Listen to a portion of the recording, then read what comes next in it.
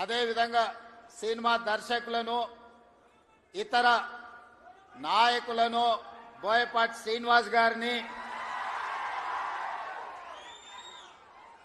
ఇతర నాయకులను సినిమా కళాకారులను అన్నగారి అభిమానులందరినీ ఆహ్వానించి ఇంత గొప్ప కార్యక్రమాన్ని ఏర్పాటు చేసిన నిర్వాహకులకు అందరికీ మనస్ఫూర్తిగా ధన్యవాదాలు అభినందనలు తెలియజేస్తున్న మిత్రులారా భారతదేశ చరిత్రను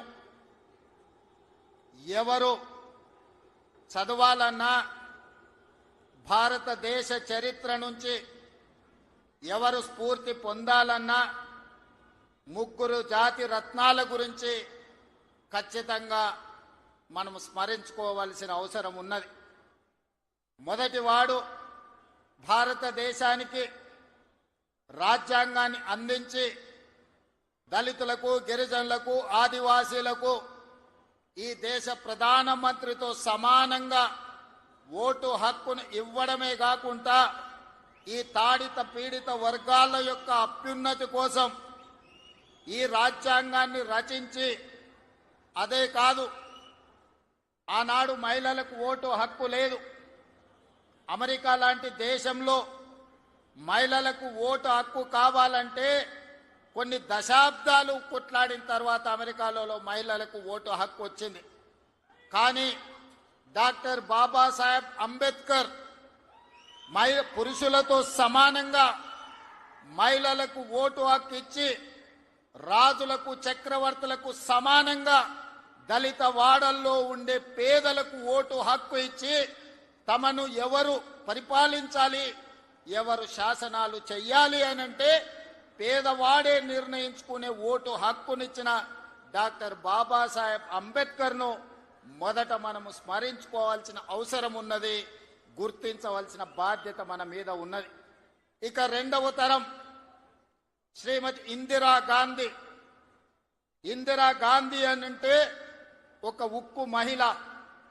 ఈ మహిళా స్ఫూర్తి ప్రపంచ దేశాల ముందు ఈ దేశాన్ని తలెత్తుకొని నిలబెట్టే విధంగా ఒకనాడు రాచరికాలు, రాజభరణాలు, జమీందారులు, జాగీర్దారులు, భూస్వాముల చేతుల్లో లక్షలాది కోట్లాది ఎకరాల భూములు ఉన్నప్పుడు అధికారం వాళ్ళ చేతుల్లోనే ఆయుధమై పేదలను హింసిస్తున్నప్పుడు ఈ దేశ ప్రధానమంత్రిగా బాధ్యత చేపట్టిన శ్రీమతి ఇందిరాగాంధీ గారు రాజభరణాలను రద్దు చేయడమే కాదు, భూస్వాముల దగ్గర, జమీందారుల దగ్గర ఉన్న కోట్లాది ఎకరాల భూములను ఆనాడు ఈ ప్రాంతంలో నిరంకుశ నిజాం సర్కార్కు వ్యతిరేకంగా సాయుధ రైతాంగ పోరాటం చేసి భూమి కోసం, భుక్తి కోసం, విముక్తి కోసం యుద్ధమే చేసిన పేదల కోసం భూ సంస్కరణలు తీసుకొచ్చి భూమి రాజుల దగ్గర ఉన్న, భూస్వాముల దగ్గర ఉన్న ఆ భూములను ప్రభుత్వం గుంజుకొని అసైన్మెంట్ పట్టాల పేరు మీద లక్షలాది ఎకరాలను దళితులకు, గిరిజనులకు, ఆదివాసీలకు పంచిపెట్టి భూమి హక్కును ఈ పేదలకు అందించిన గొప్ప నాయకురాలు శ్రీమతి ఇందిరాగాంధీ గారు. ఈనాడు జరుగుతున్న పరిణామాలు చూస్తున్నాం, యుద్ధాలు చూస్తున్నాం, యుద్ధాలలో భారత ప్రధానమంత్రుల లొంగుబాటును చూస్తున్నాం. కానీ 1971లో ఇండియా పాకిస్తాన్ యుద్ధం జరిగినప్పుడు యుద్ధంలో పాకిస్తాన్ను ఓడగొట్టి బంగ్లాదేశ్ను విడగొట్టి అమెరికా ప్రెసిడెంట్ను భారత రాజకీయాలలో మీరు కలగజేసుకోకండి, కలగజేసుకుంటే భారతదేశం ఊరుకోదు అని అమెరికన్ ప్రెసిడెంట్ను హెచ్చరించిన భారత ప్రధానమంత్రి శ్రీమతి ఇందిరాగాంధీ గారు. ఈనాటికి ప్రపంచ దేశాలలో ఈ దేశం యొక్క గొప్పతనం, గౌరవం, నాయకత్వ లక్షణాలను చాటి చెప్పిన ఉక్కు మహిళ శ్రీమతి ఇందిరాగాంధీ గారు. వారిని స్మరించుకోవాల్సిన అవసరం ఈ దేశంలో రాజకీయాలలో ఉండే ప్రతి ఒక్కరికి, ఈ యువతరానికి అవసరం ఉన్నది. ఇక మూడో తరం, ఆ తరం గురించి నేను చెప్పాల్సిన అవసరం లేదు. మూడే మూడు పదాలు, ఎన్టీఆర్. ఈ 3 అక్షరాలు నీతి, నిజాయితీ, నిబద్ధత, ఉక్కు సంకల్పం కలిగిన నాయకుడు ఎవరైనా ఉన్నారు ఈ దేశంలో అంటే తెలుగు జాతి గర్వించదగ్గ బిడ్డ ఎన్టీఆర్. డాక్టర్ బాబాసాహెబ్ అంబేద్కర్, శ్రీమతి ఇందిరా గాంధీ, అన్న ఎన్టీఆర్ ఈ భారతదేశ జాతి రత్నాలు. ఈ జాతి రత్నాలు ఈ దేశం ఉన్నంతకాలం, మానవుల మనుగడ ఉన్నంతకాలం వారి కీర్తి ప్రతిష్టలు, వారి నిర్ణయాలను మనం స్మరించుకోవాల్సిన బాధ్యత ఈరోజు మన అందరి మీద ఉన్నది. మిత్రులారా, ఈనాడు ఈ కార్యక్రమం తీసుకుంటున్నప్పుడు చాలా మంది చాలా రకాలుగా మాట్లాడుతున్నారు.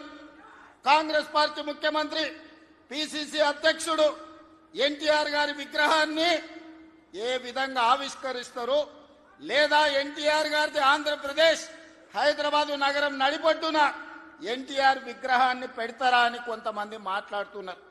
ఈ రోజు నేను స్పష్టంగా ఒక మాట చెప్పదలుచుకున్నా. కులాలకు, మతాలకు, ప్రాంతాలకు, భాషలకు అతీతంగా ఈ దేశం గర్వించదగ్గ నాయకుడు ఎన్టీఆర్.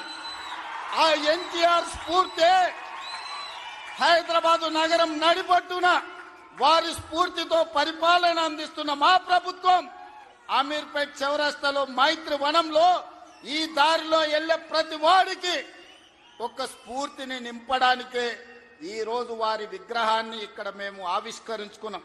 ఇది విగ్రహం కాదు, ఇది ఒక స్ఫూర్తి, ఇది ఒక గొప్ప అనుభూతి. ఒక ముఖ్యమంత్రిగా ఎన్టీఆర్ విగ్రహాన్ని ఆవిష్కరించడం అంటే నాకు జీవిత కాలం గుర్తుండిపోయే ఒక మధుర సంఘటన. ఎవరు ఏమనుకున్నా, ఎవరు ఎలాంటి విమర్శలు చేసినా నేను జడవదలుచుకోలేదు.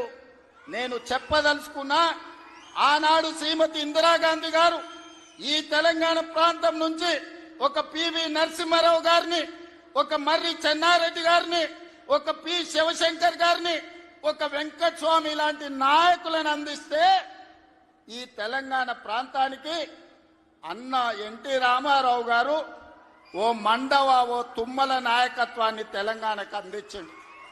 ఓ మాధవరెడ్డి, ఓ జానారెడ్డి నాయకత్వాన్ని అందించిండు. ఓ దేవేందర్ గౌడ్ నాయకత్వాన్ని అందించిండు. ఓ కడియం శ్రీహరి, ఒక మోత్కుపల్లి నరసింహుల లాంటి నాయకులను ఈ తెలంగాణకు అందించిండు.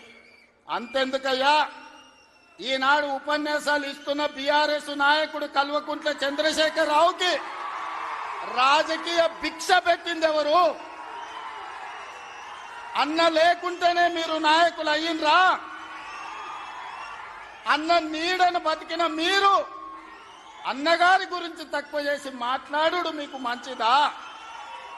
వారే కాదు, వారి పేరు పెట్టుకు